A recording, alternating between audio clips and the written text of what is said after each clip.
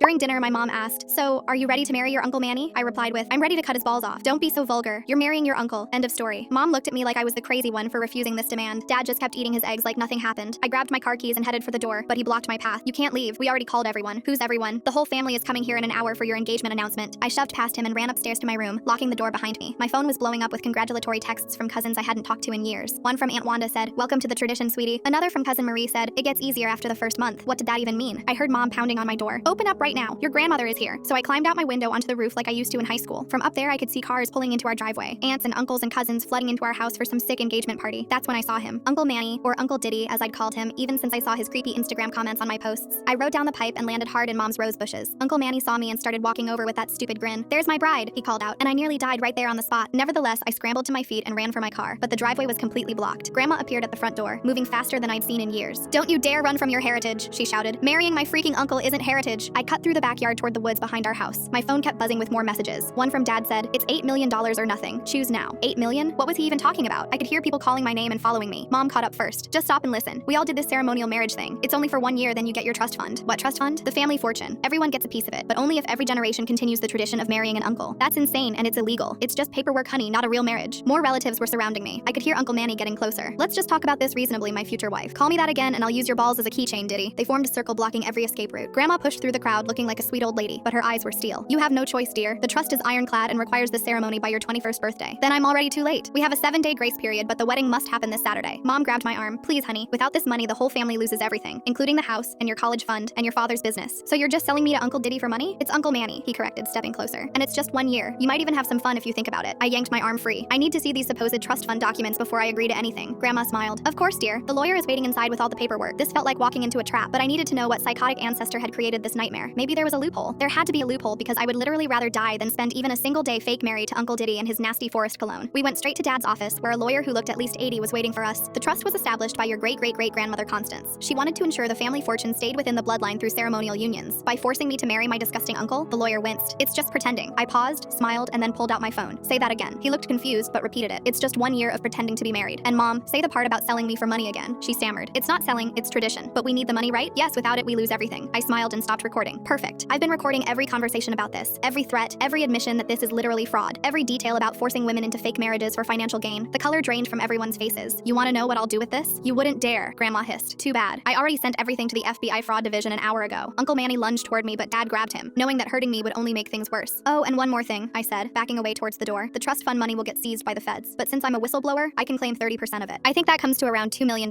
"You snake," my mother spat out, but I didn't bother responding since most of them were going straight behind bars.